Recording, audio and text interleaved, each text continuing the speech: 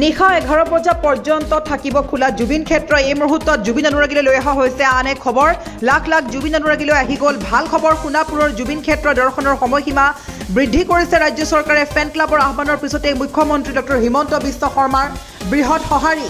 আমি জনাই আছো যে জুবিন ক্ষেত্ৰক লৈ যিহেতু SOP জাৰি কৰা হৈছিল আৰু এই মুহূৰ্তত প্ৰত্যেকগৰাকী দৰ্শকক ক'ব লাগিব SOP জাৰি কৰাৰ সময়তে বিভিন্ন আপত্তি প্ৰদান কৰিছিলে আৰু তাৰ পাছতেই ফেন ক্লাবে আহ্বান জনাইছিলে যে সময়সীমা বৃদ্ধি কৰিব লাগে, যেহেতু পুৱা 6 বজাৰ পৰা নিশা 10 বজালৈ জুবিন গাৰ্গৰ সমাধি ক্ষেত্ৰত প্ৰৱেশৰ সময়সীমা ধাৰ্য কৰিছিল, কিন্তু এতিয়া নিশা 11 বজা পৰ্যন্ত খোলা থাকিব জুবিন ক্ষেত্ৰ। ফেন ক্লাবৰ আহ্বানৰ পিছতে মুখ্যমন্ত্ৰীৰ সঁহাৰি। আমি পুনৰ কৈছোঁ সোণাপুৰৰ জুবিন ক্ষেত্ৰ দৰ্শনৰ সময়সীমা বৃদ্ধি কৰা হৈছে। যিহেতু প্ৰথমতে আচলতে বৃহস্পতিবাৰৰ দিনটোত SOP জাৰি কৰা হৈছিলে যে জুবিন ক্ষেত্ৰত যাবলৈ হ'লে পুৱা 6 বজাৰ পৰা নিশা 10 বজাৰ ভিতৰত যাব লাগিব। তাতকৈ দেৰি হ'লে কোনো লোকে সোমাব নোৱাৰিব বা প্ৰৱেশ তেওঁলোকৰ বাবে নিষেধ কৰা হৈছিলে।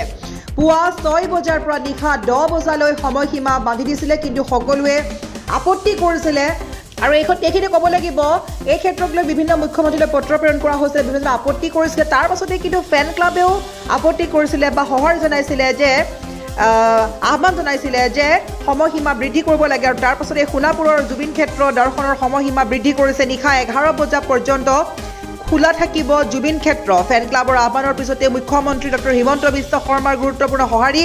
সদৌ অসম জুবিন গাৰ্গ ফেন ক্লাবৰ অনুৰোধৰ পিছতে এই সিদ্ধান্ত গ্ৰহণ কৰা হৈছে আৰু এতিয়াৰে পৰা নিশা 11 বজা পৰ্যন্ত থাকিব খোলা জুবিন ক্ষেত্ৰ। আমি পুনৰ কৈছোঁ যে জুবিন ফেন ক্লাবে আহ্বান জনাইছিলে যে জুবিন ক্ষেত্ৰখনত দৰ্শনৰ সময়সীমা কিছু বৃদ্ধি কৰিব লাগে, অন্যথা বহু অনুৰাগী আপত্তি কৰিছে যিহেতু পুৱা 6 বজাৰ পৰা নিশা 10 বজালৈ সময়সীমা বান্ধি দিছিল জুবিন ক্ষেত্ৰত প্ৰৱেশৰ সময় হিচাপে, কিন্তু বহু লোকে আপত্তি কৰিছিলে, পত্ৰ প্ৰেৰণ কৰা হৈছিলে আৰু লগতে ক'ব লাগিব যে মুখ্যমন্ত্ৰী হিমন্ত বিশ্ব শৰ্মাক সকলোৱে কমেণ্ট যোগেও আহ্বান জনাইছিলে বা কাটৰ আহ্বান কৰিছিলে যে সময়সীমা বৃদ্ধি কৰিব লাগে, কিয়নো বহু লোকৰ বাবে অফিচ বা ব্যৱসায়ৰ পৰা ছুটি লৈ অহাৰ পিছতে সময়সীমা নিশা সোনকালে 10 বাজিয়ে যায়, যিহেতু সময় হাতত কম থাকে, সেইবাবে প্ৰত্যেকে কৈছিলে যে টাইমটো বৃদ্ধি কৰিব লাগে, সময় বৃদ্ধি কৰিব লাগে। আৰু তাৰ পাছতে জুবিন ফেন ক্লাবে আহ্বান জনাইছিলে মুখ্যমন্ত্ৰীগৰাকীলে আৰু আহ্বান জনোৱাৰ পিছতে এতিয়া মুখ্যমন্ত্ৰীয়ে জনাইছে জুবিন ফেন ক্লাবৰ প্ৰতি সঁহাৰি।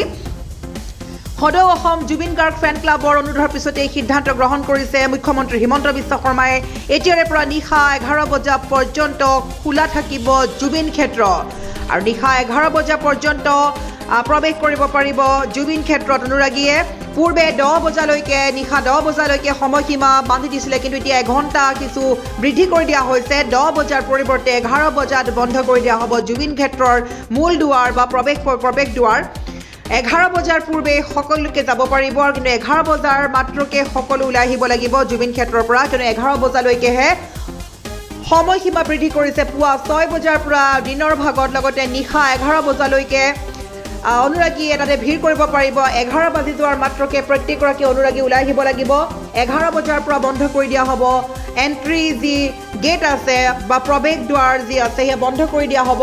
নিশা 11 বজাত বন্ধ হৈ পৰিব জুবিন ক্ষেত্ৰ সোমোৱা বাট আৰু পুৱা 6 বজাৰ পৰা নিশা 11 বজালৈকে যাব পাৰিব অনুৰাগী জুবিন ক্ষেত্ৰলৈ।